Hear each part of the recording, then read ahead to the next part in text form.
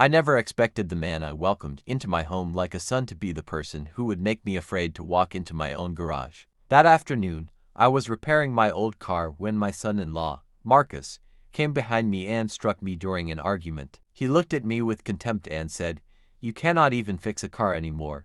What good are you?" My daughter, Claire, was standing only a few steps away. She saw everything, but instead of defending me, she lowered her eyes and pretended nothing had happened. I said nothing. I simply looked at both of them and walked away. They thought my silence meant weakness. They had no idea it was the beginning of the end. My name is Richard Hale.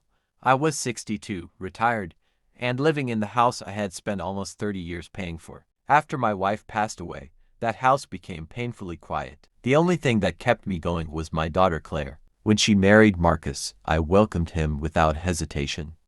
I helped them when they were struggling, paid for repairs around their home, and even let them use my garage whenever they needed it. I never kept score. That was my mistake. For years, Marcus had believed the house would eventually become Claire's, and because Claire was his wife, he believed that meant it would become his too. But he had forgotten one thing. It was still my house. The next morning, I contacted an attorney and began making decisions I had been avoiding for years. I changed my will. I updated my property arrangements. I separated every financial commitment I had made for Claire and Marcus, and most importantly, I stopped rescuing them. A week later, Marcus came to me asking for money for a major home repair. For the first time in his life, I said one simple word: no. He laughed. "You cannot be serious." I looked directly at him. "I am serious about something I should have learned years ago.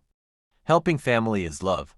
Allowing family to disrespect you is not." Claire began crying. She told me she was sorry. I believed her tears were real, but I also knew apologies mean very little when they arrive only after consequences begin. Months passed. Marcus lost the comfort he had taken for granted. There was no more free help, no more emergency money, no more access to my property, no more man standing behind him, quietly fixing every problem he created. Then came the moment I will never forget. Claire arrived at my door alone. She looked exhausted. She said, "Dad, I finally understand." I did not ask what she meant. She continued, "You weren't trying to punish us.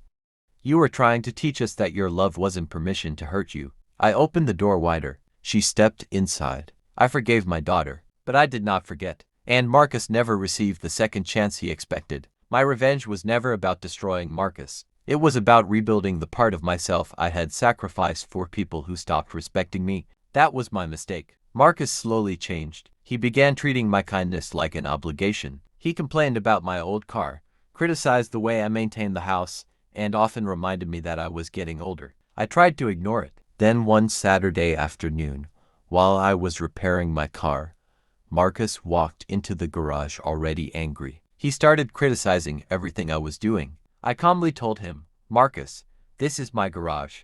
Please give me some space." Instead, his anger grew. The argument became louder. Then, in one sudden moment, he struck me. I stood there stunned, not because of the pain, but because I saw Claire watching. She knew exactly what had happened. Yet she whispered, "Dad, please don't make this bigger than it is." Those words hurt more than anything Marcus had done. I looked at my daughter and realized something heartbreaking. Sometimes the deepest betrayal does not come from the person who hurts you. It comes from the person who watches you being hurt and chooses silence. I left the garage. That night, I sat alone at the kitchen table and opened the old folder where I kept the house documents. I spent years believing that keeping a family together meant swallowing every insult, forgiving every betrayal, and remaining silent when someone crossed the line. I was wrong. Sometimes walking away is not cruelty. Sometimes saying enough is not revenge. Sometimes the most powerful answer you can give someone who treated your kindness like weakness is to become completely independent of their approval.